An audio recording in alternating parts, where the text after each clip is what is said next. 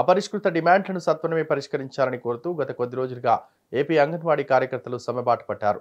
గురువారం శ్రీకాకుళం జిల్లా పలాసలో వంటవార్పు కార్యక్రమం నిర్వహించి వినూత్నంగా నిరసన తెలిపారు. సచివాలయ సిబ్బంది ద్వారా అంగన్వాడీ కేంద్రాలు తాళాలు పగలగొట్టి తెరవడం దుర్మార్గ చర్య అని, వెంటనే తమ డిమాండ్లను పరిష్కరించకపోతే సమ్మెను ఉధృతం చేస్తామని సిఐటియు నాయకులు, అంగన్వాడీ సంఘ నాయకులు ప్రభుత్వాన్ని హెచ్చరించారు. అంగన్వాడీ కార్యకర్తలు సమ్మెలో ఉన్నారు. ప్రభుత్వం సమ్మెను పరిష్కారం చర్యలు చేపట్టడం లేదు. అంగన్వాడీలు కోరేది గొంతెమ్మ కోరికలు అయితే కాదు. గతంలో ప్రతిపక్షంలో ఉన్నటువంటి జగన్మోహన్ రెడ్డి అంగన్వాడీలకు కొన్ని హామీలు ఇచ్చారు. నేను మీ బాధలు చూశాను, వచ్చాక మీకు న్యాయం చేస్తానని చెప్పి హామీ ఇచ్చి గత పక్క రాష్ట్రంలో ఉన్నటువంటి రాష్ట్రం కంటే అదనంగా 1000 రూపాయలు వేతనం ఇస్తానన్నాడు ఆయన. మరి ఆ వేతనం ఇవ్వలేదు సరి కదా. గత 4.5 ఏళ్ళుగా ఇవాళ 5 ఏళ్ళు అయిపోతుంది. ఇవాళకి కూడా ఆ సంగతి చూడడం లేదు. వీళ్ళు అడిగేది కనీస వేతనం చట్ట పరిధిలో 26,000 కనీస వేతనం ఇవ్వాల్సి ఉన్నది. సుప్రీంకోర్టు తీర్పు ప్రకారం గ్రాడ్యుయేటీ ఇవ్వాలి, రిటైర్ అయిపోయిన తర్వాత పెన్షన్ ఇవ్వాలి. ఈ ప్రధానమైన డిమాండ్లతో పాటు పని భారం పెరుగుతున్నది, యాప్లు తగ్గించాలి, నాణ్యమైన సెల్ ఫోన్లు ఇస్తే నెట్వర్క్ చేసుకోవడానికి, ఆన్లైన్ వర్క్ చేయడానికి అవకాశం ఉంటుంది. ఇవి అడిగినటువంటి పెద్ద గొంతెమ్మ కోరికలు కాదు. ప్రభుత్వం ఆ దిశగా చర్యలు చేపట్టకుండా నిర్బంధం ప్రయోగిస్తుంది అంగన్వాడీల మీద. ఇది సరైన పద్ధతి కాదు. ఇలా కాకుండా అంగన్వాడీలు సమ్మె చేస్తున్నంటే మిడ్ డే మీలు, సిఎఫ్లు లేదా గ్రామైక సంఘాల ద్వారా వంట పెట్టించి ఏర్పాటు చేయడం, టీచర్లకి మ్యాండేటరీ ఇవ్వడం, మీరు వండి పెట్టకపోతే కుదరదని లేదా సస్పెండ్ చేస్తానని ఆదేశాలు ఇవ్వడం, ఈ పద్ధతిలో ప్రభుత్వం నిర్బంధానికి పూనుకుంటున్నది. ఈ సరైన పద్ధతి కాదు.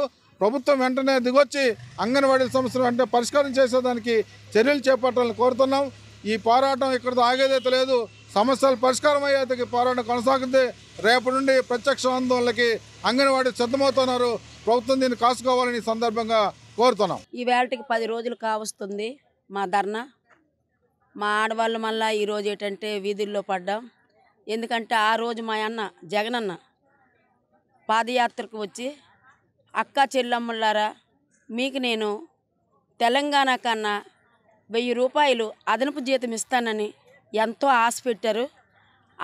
ఆ మాటతో మేము చాలా ఆశపడి మేమున్నాము. ఈ 5 సంవత్సరాల లోపు మా జగనన్న మాకు ఎలాగైనా సరే మా జీతాన్ని పెంచుతారు, మాకెంత పని ఒత్తిడైనా, మాకు ఎన్ని యాప్లు ఇచ్చి పని చేయమన్నా మేమంతా కష్టపడి పనిచేసాము. ఎందుకంటే మా జగనన్న ఇచ్చిన హామీ ఎప్పటికైనా సరే అది నెరవేరుస్తారని ఆశతోని మా ఆడపిల్లలమంతా చాలా ఎదురు చూసాం సార్.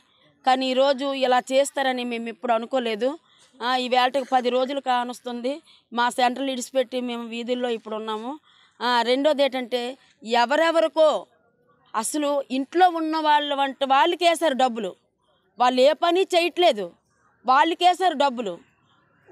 మంగళోళ్ళని వేశారు, మిషన్ కుట్టినోళ్ళకని వేశారు, ఎన్నో ఎంత మనిషికో వేశారు. అందరికీ పెంచారు. కానీ మేము చేసిన పాపం ఏంటి సార్? మేము ఏటి చేసాము? మీరు చెప్పుతున్న ప్రతి పని మేము చేసాము. ఈ యాప్లో చేయండి, ఆ యాప్లో చేయండి, ఆ వర్క్ చేయండి, పుట్టిన నుంచి చచ్చిపోయిన వరకు ప్రతి ఒక్క డేటా ఒక సాఫ్ట్వేర్ ఇంజనీర్కి ఉంటుందో ఉండదో కానీ మేము చేసే ప్రతి పని కూడాను సాఫ్ట్వేర్ ఇంజనీర్ల కన్నా కష్టమైన పనులు మాకు అప్పచెప్పి చేశారు సార్. మా అంగన్వాడీ వాళ్ళకి చాలా సీప్ చేసి చూశారు సార్. మాకు అది చాలా బాధాకరమైన విషయము.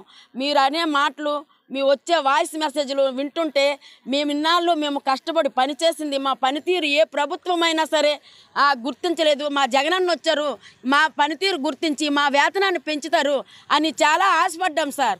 మీరు ఇలా చేశారు, మాకు చాలా బాధగా ఉన్నది సార్. ఇదే సార్ నన్ను చెప్పదలుచుకున్న విషయాలు. సరే సార్, ఇంతటితో ఈ వీడియో నచ్చినట్లయితే please like and share and subscribe.